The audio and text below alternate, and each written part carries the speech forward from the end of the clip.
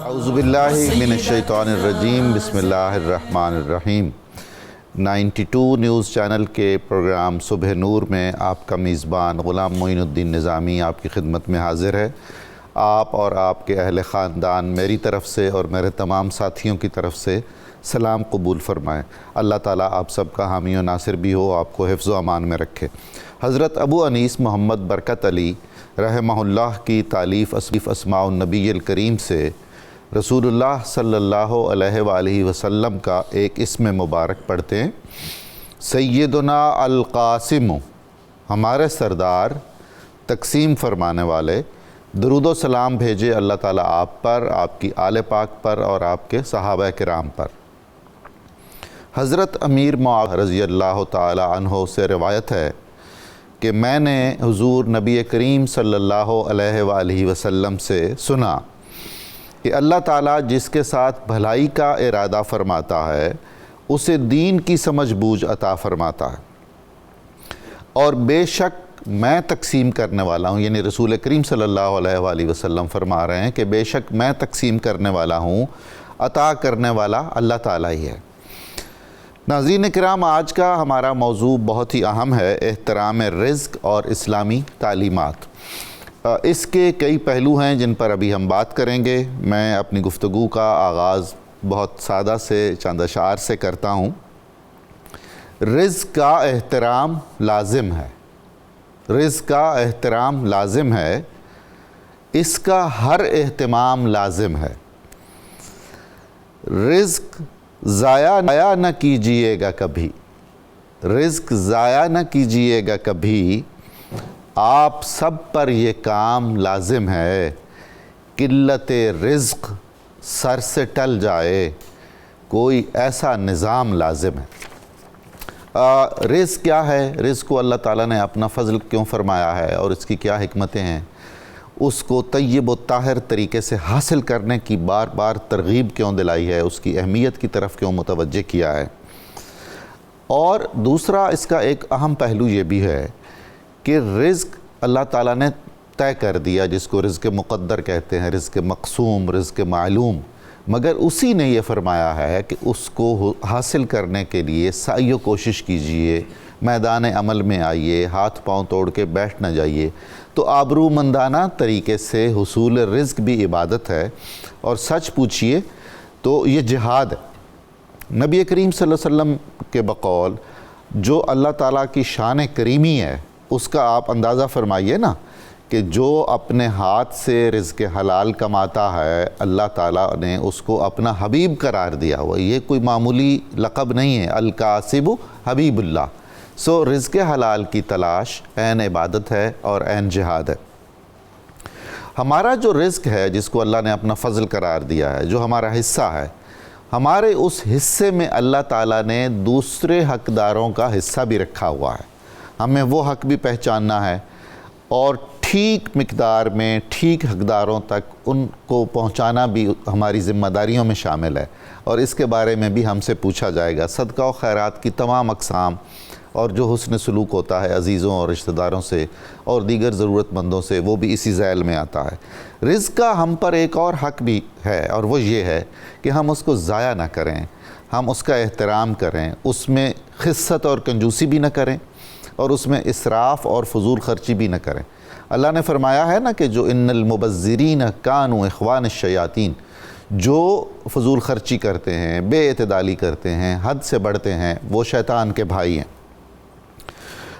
ایک مسئلہ جو رزق کے حوالے سے مجھے عرض کرنا ہے، جو بہت توجہ طلب ہے، وہ یہ ہے، تمام نبیوں نے، تمام صوفیوں نے، علماء نے، مشائخ نے، ہمارے صوفی شاعروں نے خصوصاً اس طرف توجہ دلائی ہے کہ ہم خیرات لینے والے نہ بنیں، ہم قرضہ لینے والے نہ بنیں، ہم خود کفیل ہوں، ہم عزت اور آبرو سے رزق کمانے والے بنیں۔ علامہ اقبال نے جو کہا تھا نا، اے طائر لاہوتی، اس رزق سے موت اچھی جس رزق سے آتی ہو پرواز میں کوتاہی۔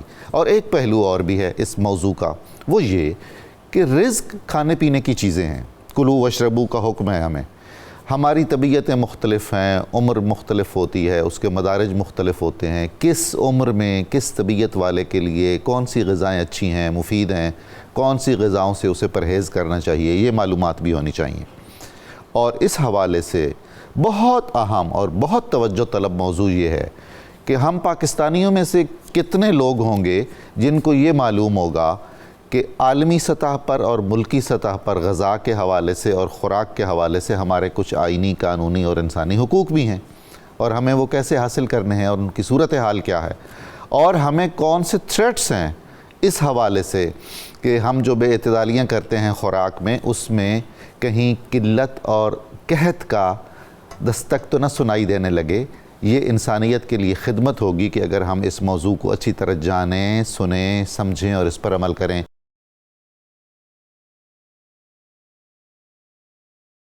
پروفیسر محمد سعید احمد خان صاحب سے یہ کہوں گا، پوچھنا چاہوں گا، رہنمائی لینا چاہوں گا کہ رزق سے کیا مراد ہے، اللہ نے اسے اپنا فضل کیوں کہا ہے، اور اس کے جائز حصول پر کیوں بار بار زور دیا ہے، اور کیا اس کی اتنی اہمیت ہے کہ علامہ اقبال کو جو کہنا پڑ گیا کہ سر دین صدق مقال عقل حلال، کہ دین کا سارا بھید سچ بولنے میں اور حلال کھانے میں ہے۔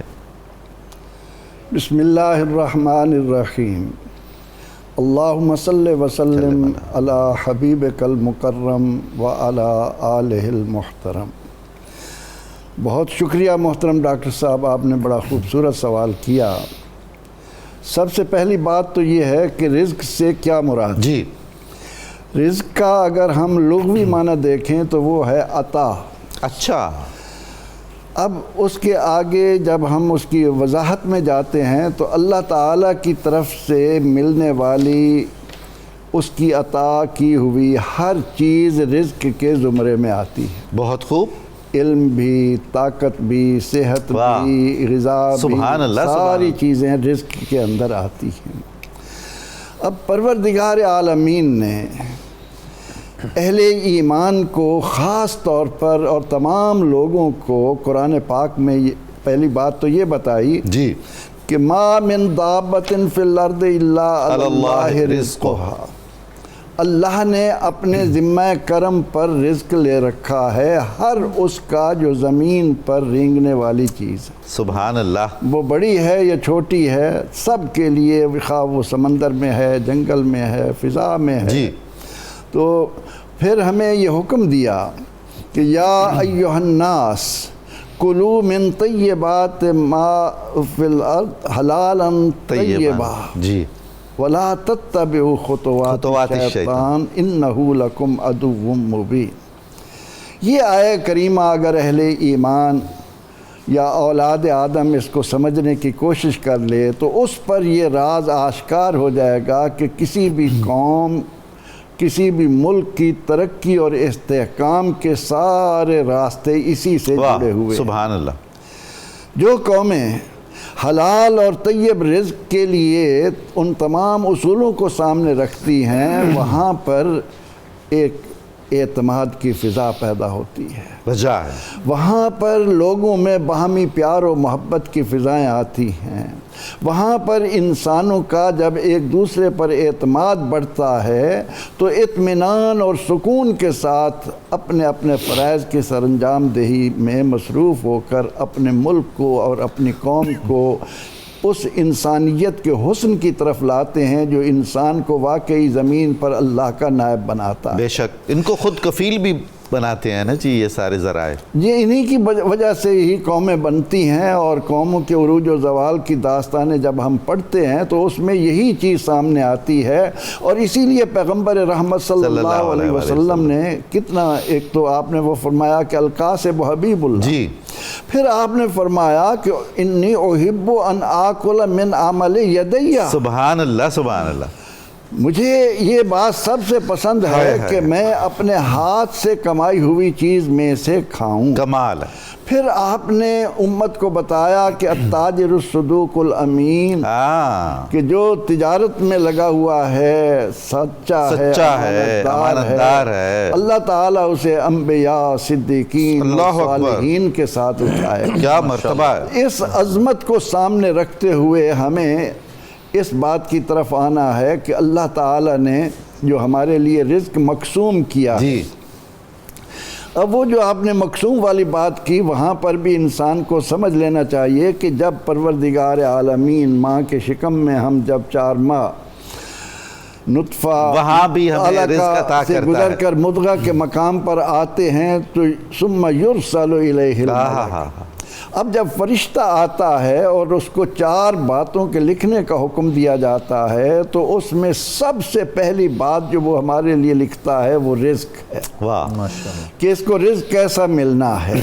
اب پروردگار عالمین نے تو مقسوم کر دیا، لیکن مجھے اور آپ کو معلوم نہیں ہے کہ اس نے کیا تقدیر لکھی. وہ علام الغیوب ہے، اس کے علم کا احاطہ لا یحیطون بشیء من علمہ الا ما شاء کے تحت کسی کے بس میں ہے ہی نہیں.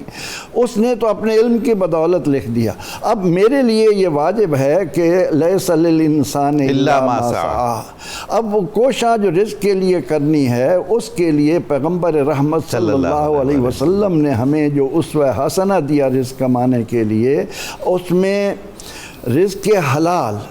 اب یہ جو ٹرم ہے رزق حلال کی، کہ محنت کے ساتھ، دیانتداری کے ساتھ، اگر میں مزدور ہوں، کسان ہوں، ملازم ہوں، جس حیثیت میں بھی کوئی شخص ہے، میں بھی مجھے رزق حاصل کرنا ہے، اس میں اپنے فرائض کا، اپنی ذمہ داریوں کا احساس کرتے ہوئے میں اپنے لیے رزق کمانے کی کوشش کروں. کیونکہ رزق حلال کی جو بار بار تاکید کی گئی، اس کے ساتھ فرمایا کہ جب انسان کوئی بھی کام کرنے لگتا ہے اس کا ازلی دشمن شیطان اس کے سامنے آ جاتا ہے. بالکل ایسا ہی ہے. وہ اس کو صدق مقال اور عقل حلال سے ہٹانے کے لیے سارے ذرائع اختیار کرتا ہے. علامہ اقبال رحمۃ اللہ علیہ نے یہ جو کہا کہ سر دیں صدق مقال عقل حلال، خلوت و جلوت تماشائے جمال، یہ بلا وجہ نہیں ہے. کیونکہ شیطان آ کر انسان کو سب سے زیادہ اسی بات پر کہ تو حرام طریقے سے راتوں رات امیر بنے گا، حرام طریقوں سے تیرے لیے ذرائع زیادہ آئیں گے، ان کے اندر بڑی لذتیں رکھی ہیں. ابراہیم بن ادم رحمۃ اللہ علیہ سے پوچھا گیا کہ اسم اعظم کیا ہے؟ انہوں نے فرمایا کہ اسم اعظم یہ ہے کہ اپنی زبان کو سچا کر لو اور حلق سے حلال لقمہ اتارنے کا اہتمام کر لو. اس کے بعد اللہ کو جس نام سے بھی تم پکارو وہی تمہارے لیے اسم اعظم ہوگا. بہت خوب. رزق حلال پر اللہ تعالیٰ نے اسے زور دے کر اور اسے اپنا فضل اس لیے فرمایا کہ اسی کی مہربانی ہوتی ہے. بے شک کیونکہ آکسیجن اسی کے قبضے میں ہے، ہوا یہ پانی اسی کے قبضے میں ہے، زمین کی پیداواری صلاحیتیں یہ ساری کی ساری چیزیں اسی کے فضل سے وجود میں آتی ہیں. اس لیے اس نے کہا کہ وابتغوا من فضل اللہ واذکروا اللہ کثیرا، اللہ کا فضل تلاش کرو. تو اللہ نے اپنے رزق حلال کو فضل قرار دیا ہے. تو ہماری یہ ذمہ داری بنتی ہے کہ ہم جو لقمہ کھاتے ہیں اس کا اہتمام کریں کہ یہ ہم نے حلال اور جائز ذرائع سے کمایا ہے.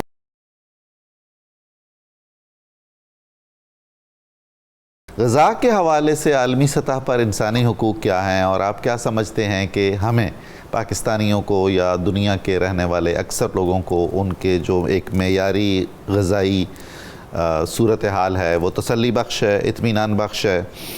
اگر ہم معیاری خوراک سے محروم ہیں تو اس کی وجوہات کیا ہیں، اسباب، تدارک، اس کے کیا نتائج نکل سکتے ہیں؟ اس پر کچھ آپ رہنمائی فرمائیے ہماری.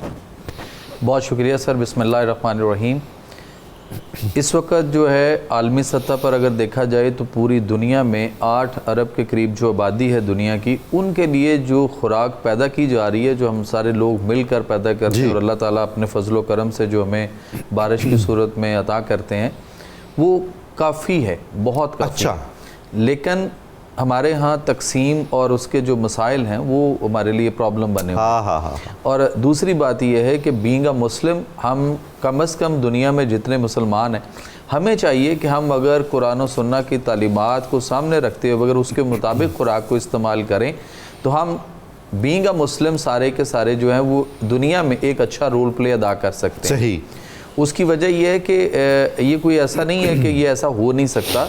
حضرت عمر فاروق رضی اللہ تعالیٰ عنہ کو جب دیکھتے ہیں تو 22 لاکھ مربع میل کا حاکم وقت جو ہے، اور وہ گلیوں میں حاکم وقت گلیوں میں رات کو پھر کر یہ چیک کرتا ہے، یہ سنتا ہے کہ کوئی بھوکا تو نہیں سو گیا، اور پھر اس کے بعد جب وہ اتنی بڑی سلطنت پھیلتی ہے تو پھر یہ کہنا کہ دریائے فرات کے کنارے بکری کا یا کتے کا بچہ بھی اگر پیاسا مر گیا تو میں ذمہ دار ہوں گا، جواب دہ ہوں گا، تو ایسا جو ہے وہ معاشرہ ہمارے ہاں ڈکلیئر رہا، جی وہ ہوا، اور وہ اسلام کی پہلی جو ریاست تھی فلاحی اور رفاہی ساری تھی۔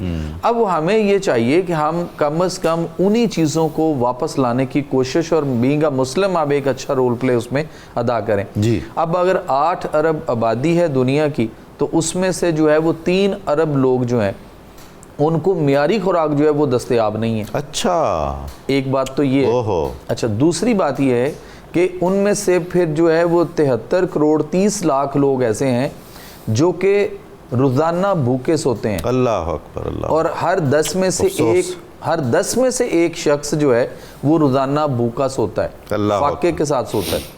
جبکہ ہمارے ہاں یہاں پہ یہ پوزیشن بنی ہوئی ہے کہ شاید آبادی بڑھ رہی ہے، لوگوں کی تعداد بڑھ چکی ہوئی ہے اور ہمارے وسائل کم ہو رہے ہیں، اور ہمیں اس میں ایک فیملی پلاننگ کے میتھڈ میں بھی ڈالا گیا اور بہت کچھ اس طرح کے جو ہے وہ ہتھ کنڈے استعمال ہوئے۔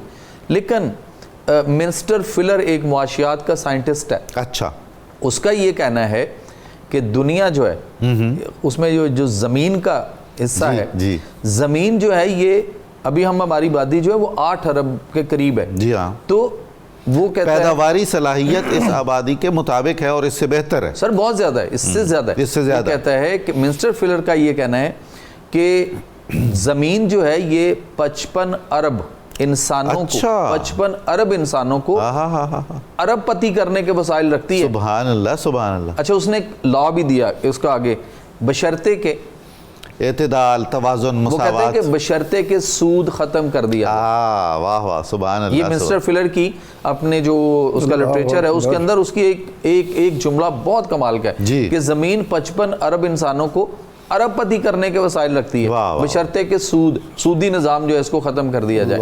سو ہمارے ہاں جو مسئلہ اس وقت ہے وہ ایک تو خوراک کا وافر مقدار ہے، ایک اس میں المیہ یہ ہے کہ وہ جہاں جہاں پیدا ہو رہی ہے وہاں سے لوگوں تک یا منڈیوں تک پہنچنے تک کا جو اس کا ہے نا وہ سفر، ان بٹوین سفر جو ہے، اس میں سے ہماری خوراک 30 سے 40% جو ہے وہ ضائع ہو جاتی ہے۔ ایک وہاں ضائع ہو جاتی ہے، اس کی وجہ سے بھی ہمارے مسئلے بنتے ہیں۔ پھر اس کے بعد ہم آگے آتے ہیں تو جب وہ ہمارے تک پہنچتی ہے تو پھر ہم اس کے ساتھ کیا کرتے ہیں، جیسے احترام رزق کی جو آج کا ٹاپک ہے، ہم احترام رزق تو کر ہی نہیں رہے، اس کا تصور ہی نہیں ہے، کلیئر نہیں ہے ہمارے ذہنوں میں۔ دیکھیں کلوا واشربوا ولا تسرفوا، میں کہتا ہوں جی وہ یہ آیت جو ہے یہ انسان کا صحت کا ماٹو ہے، ایسا ہی ہے، ہیلتھ کا۔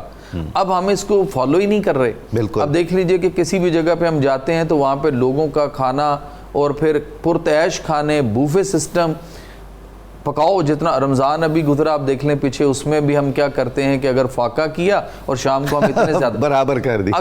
اگر استطاعت کے مطابق آپ زیادہ کھانے بنانا چاہ رہے ہیں تو تھوڑے بنا لیجئے، پہلی بات تو یہ جتنا آپ نے انٹیک کر لینا، بالکل، جس کو ہم فریج اور فریزر میں لے کے جا رہے ہیں۔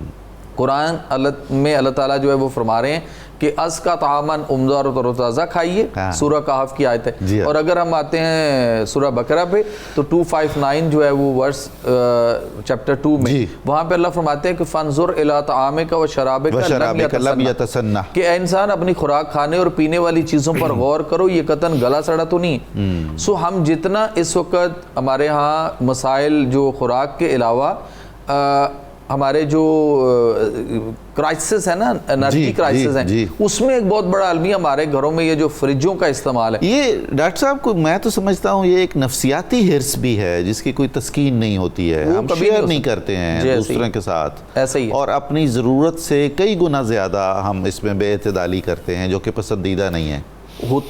جب ہم چھوٹے تھے ہم نے اپنے بڑوں کو دیکھا کہ وہ جب شام کو کھانا کھانے کے بعد جو وہ دیکھ رہے ہوتے تھے نا کیونکہ بچ رہا ہے تو وہ کہتے ہوتے تھے آپ رائٹ لیفٹ محلے میں کون مستحق کس کے ہاں یہ پہنچا دوں وہ کھا لے رزق. تو اب ہمارے ہاں یہاں پہ مسئلہ یہ ہے کہ ہم تو وہ فریجوں کے اندر ڈمپ کیا ہوا ہے اور وہاں سے بے شمار بیماریاں اور بے شمار مسائل جو ہے وہ ہم جنم لے رہے ہیں. ڈاکٹر صاحب آپ نے بہت خوبصورت بات کی کہ اللہ تعالیٰ نے تو رزق وافر فراہم کیا ہوا ہے اور بہت زیادہ امکانات ہیں مگر بیچ میں ہم لوگ جو ہیں وہ اس کی برابر تقسیم یا معتدل اور متوازن تقسیم میں قاصر رہتے ہیں. بہت ایک خوبصورت شعر آپ کی نظر کرتا ہوں.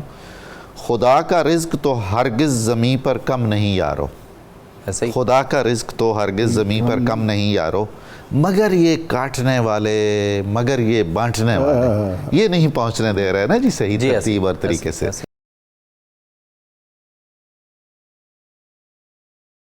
محترمہ ڈاکٹر جویریہ محمود صاحبہ, انسانی وجود کو جسم کو عام زندگی میں کتنی غذائی ضرورت ہے؟ اس میں مختلف عمروں میں وہ غذائی ضرورت کم و بیش ہوتی رہتی ہے یا ایک سی رہتی ہے؟ اور اگر فرض کر لیجئے کہ جتنی مجھے ضرورت ہے غذا کی میں اس سے کئی گنا زیادہ کھا لیتا ہوں تو اس سے میری طاقت میں اضافہ ہوگا یا وہ مجھے کمزور اور بیمار کرے گی؟ بسم اللہ الرحمن الرحیم. یہاں آج پوری دنیا میں خوراک کا عالمی دن منایا جا رہا ہے اور اس کی مناسبت سے I really appreciate کہ 92 organize this amazing program.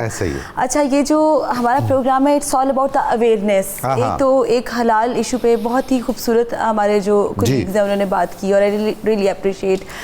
اچھا سیکنڈلی جیسے ہیلتھ ایشوز آتے ہیں یا ہیلتھ اویئرنیس آتی ہے, نیوٹریشنل اویئرنیس پروگرامز ہوتے ہیں, اس میں بیسیکلی یہ ہوتا ہے کہ جب بچہ پیدا ہوتا ہے تو وہ مدر فیڈ پہ ہوتا ہے. تو food is for fuel, food sharing کے لیے ہوتا ہے, کیئرنگ کے لیے ہوتا ہے اور انسان کی گروتھ, ریہیبلیشن اور ان تمام چیزوں کے لیے ہوتا ہے. انسان کی جسمانی صحت, تندرستی اور توانائی سپلیمنٹس اور چیزوں کے علاوہ آپ کی خوراک پہ ہی منحصر ہوتی ہے. اکثر اوقات لوگوں کو بتایا جاتا ہے کہ ایج, ویٹ, ہائٹ اور لیول آف فزیکل ایکٹیویٹی کو دیکھ کے اپنی خوراک میں اپنی وہ چیزیں ایڈ کریں جن سے آپ کو فوڈ الرجیز نہیں ہیں, جو آپ کو طاقت پرووائڈ کرتے ہیں. کم کھائیں پر طاقتور غذا کا استعمال کریں, مطلب اس طرح کی چیزیں بتائی جاتی ہے. اب ڈفرینٹ ایج فیکٹرز میں ڈفرینٹ کیلورک ریکوائرمنٹ چینج ہوتی ہے. لائک جو بالکل ٹوٹلرز ہیں ان کی نیوٹریشنل ریکوائرمنٹ چینج ہے, پھر جو آپ کے ایڈولسنٹس ہیں ان کی چینج ہے. یا تو literally with the passing years پھر پریگننٹ لیکٹیٹنگ مدرز ہیں, اسپورٹس نیوٹریشن ہے, اولڈر ایج نیوٹریشن ہے. اس میں نمبر 1 یہ کہ آپ کسی بھی, سب سے پہلے یہ کہ آپ آٹو امیون ڈیزیز نہ ہو آپ کو. لائک کچھ لوگ انہیریٹنس میں ڈائبٹیز ہے پیرنٹس کو, تو آپ کو ڈائبٹیز یا کولیسٹرول لیٹرلی ایج میں آپ کو پرابلمس ٹھیک ہے ہوتی ہیں, آپ اس کو مینیج کرتے ہیں, پر یہ چیزیں بہت پہلے سے چلی آ رہی ہوتی ہیں. اسپیشلی ہم یہاں سے سٹارٹ کریں گے کہ خوراک کا عالمی دن ہے اور پاکستان زرعی اور زراعتی طور پہ بہت مالا مال ہے. ایسا ہی ہے. لذت غذا اور غذائیت میں مالا مال ہے. لائک میں آئی ٹریول گلوبلی اور میں دیکھا کہ پاکستان میں ہمارے پاس ہر طرح کے پھل اور سبزیاں, اور جو یہ کہا جاتا ہے نا کہ food by colour, red colour lycopene anti cancerous, green colour آپ کی باڈی سے ٹاکسنز آؤٹ کرتا ہے, آپ کا لنگز اور لیور کلینز کرتا ہے. Citrus, yellow fruits and vegetables like یہ جو ابھی موسم سرما آنے والا ہے, اور چکوترا, کنو, موسمی, مالٹا, یہ تمام چیزیں اتنی انرچڈ ہیں, یہ آپ کا قوت مدافعت بناتی ہے جو کہ آپ کی باڈی کو اتنا امپاور کرتی ہے تاکہ آپ کسی بھی وبائی مرض سے لڑ سکیں. اچھا یہ اتنی مین اور اتنی خوبصورت چیزیں ہیں کہ اگر آپ اس کو بیلنسلی لے کے چلیں اپنی ڈائٹ میں, پھل کو, سبزیوں کو, ہفتے میں 1 یا 2 دفعہ گوشت کو, باہر کے کھانا اوائڈ کر کے ایک متوازن غذا, ہاں, تو مجھے لگتا ہے کہ آپ کو شاید زندگی میں ڈاکٹر کی ضرورت بھی نہ پڑے, and you are totally internally very content and fine with the food and things. تو بہت سی ہونے والی جو جسمانی بیماریاں ہیں وہ بھی اس لیے ہوتی ہے جب آپ خوراک کا غلط استعمال کرتے ہیں. اور food and nutritional awareness programs چاہے ہم اس میڈیم سے کر رہے ہیں یا لیکچرز سارٹ آف میں, جس طرح سے بھی ہوتا ہے, جو لوگ اس سے سیکھنے والے ہیں, سمجھنے والے ہیں, وہ اگر نیم گرم پانی کا استعمال کر لیتے ہیں تو شاید وہ کیونکہ پاکستان میں دیکھیں اکثر اوقات آج فوڈ کا جو ورلڈ فوڈ ڈے ہے تو اس میں ہمیشہ کہتی ہوں کہ پوری دنیا میں اتنے زیادہ مسالے اور آئل کا استعمال نہیں ہوتا جتنا پاکستان میں. اچھا, آپ ان چیزوں کا آپ نے استعمال کر لیا اور آپ ان چیزوں کے بغیر آپ کی کچن کی کوکنگ بھی کمپلیٹ نہیں ہے, بٹ آپ نے دا تھنگ از دس کہ آپ نے کیا کرنا ہے, آپ نے نیم گرم پانی کا استعمال کرنا ہے, آپ لیمن وغیرہ کی کچھ چیزیں لے, آپ گوشت کو سبزی کے ساتھ بنائیں. لوگ یا people here are like this کہ دے ہیڈ فائٹ, مطلب وہ لوگ گھر پہ لڑائی کر لیتے ہیں. اگر گھر پہ ان کے گھر میں کوئی پکوان تیار ہوا ہے اور اس میں سبزی اور دال تو رکھی گئی ہے پر گوشت نہیں ہے تو پیپل میڈ میس. یہ دیکھیں this is not the healthy thing. دیکھیے آپ کو کیسی اندرونی باتیں پتہ چل جاتی ہیں. So it's a message for whole country کہ اگر آپ نے بیماریوں سے بچنا ہے, اگر آپ چاہتے ہیں آپ کو ہارٹ اٹیکس نہ ہو, آپ کو اسٹنٹ نہ پڑے, آپ کا بلڈ پریشر کنٹرول رہے, آپ کو ڈائبٹیز نہ ہو, آپ کو لیٹر ایج میں کینسرز نہ ہو, تو کوشش کریں کہ لال اور سفید پھلیاں اور دالیں, سبزیاں, اور وہ بھی اچھی طرح واش کر کے, اور کوشش کریں خود بھی خواتین کے خود بھی کچن میں ہیلپ کریں. بالکل صحیح. جب آپ خود کھانا بناتے ہیں آپ کا اس میں انٹرسٹ ہوتا ہے اور وہ آپ کی باڈی کو وہ کہتے ہیں you are what you eat. Doctor صاحب آپ جو فرما رہی ہیں تو مجھے یہ احساس ہو رہا ہے کہ یہ اویئرنیس, یہ آگاہی, یہ معلوم ہونا بہت ضروری ہے کہ میرے لیے کیا چیز مفید ہے اور کیا چیز مفید نہیں ہے. ہر غذا ہر وقت ہر ایک کے لیے مفید نہیں ہو سکتی ہے. بالکل ایسے ہی. اور ہمیں فروغ دینا چاہیے سبزیوں کو اور پھلوں کو, ایسا ہی ہے. اور بالکل اسٹوریج کنڈیشن جیسے ابھی ڈاکٹر صاحب ذکر کر رہے تھے, اسٹوریج کنڈیشنز بھی بڑی ضروری ہیں کہ یہ گوشت کو اتنے دن, مطلب کئی دفعہ تو لوگ گوشت لاتے ہیں اور وہ پورا بس فریج اور فریزرز میں رکھ کے بھول جاتے ہیں قربانیوں میں, اگلی قربانی تک. نہیں نارملی بھی لوگ یہاں پہ آپ کو پتا ہے کمرشل فوڈز نے آنے والی جنریشن کو بالکل they made a big mass. بچے نہ کالجز اور یونیورسٹیز میں ان کی وہ دیکھیں ابھی تو ویسے ہی اتنا عجیب سا تھوڑا ٹک ٹاک والا معاشرہ چیزیں ہو گئی ہیں, پر کوگنیٹیو ڈیولپمنٹ جہاں پہ کہتے تھے کہ کالجز اور یونیورسٹیز میں بچے اچھی ڈائٹ, جیسے ہم بچپن میں آپ کو یاد ہوگا بتاتے تھے پاپا دا سیلر مین, اچھا اسپینچ کھائی, ہیونگ اے نائس بائسیپ. اب یہ ہے کہ اتنا زیادہ ایون پیرنٹس کمرشل فوڈ کو اتنا زیادہ فروغ دے رہے ہیں, اور میں یہ کہتی ہوں اپنی سہولت کے لیے کمرشل فوڈز کو ذرا بند کریں اور گھر کے کھانے کو ترجیح دیں تاکہ آپ اپنے بچوں کو اور اپنی صحت کو ہیلدی بنائیں. بہت خوب, میں بہت شکر گزار ہوں آپ سب کا, آپ تشریف لائے اور آپ کی وجہ سے اتنی اچھی گفتگو ہوئی, اتنا اچھا پروگرام ہوا. ناظرین مکرم, کتاب الشفا سے نسخے کا وقت ہے. یہ نسخہ رزق میں برکت کا وظیفہ ہے. رسول کریم صلی اللہ علیہ وآلہ وسلم نے فرمایا کہ جو شخص یہ چاہے کہ اس کے رزق میں برکت ہو اور اس کی زندگی لمبی ہو تو اسے چاہیے کہ اپنے قریبی رشتہ داروں کے ساتھ صلہ رحمی کرے اور اللہ تعالیٰ کے اسم گرامی یا رزاق کا کثرت سے ورد کرتا رہے. امیر المومنین سیدنا علی المرتضیٰ شیر خدا کرم اللہ وجہہ الکریم کا قول مبارک ہے کہ جب آپ کے پاس اللہ تعالیٰ کی نعمتیں کثیر تعداد میں پہنچیں تو کسی ایک معمولی سی نعمت کی بھی ناشکری کبھی نہ کیجیے گا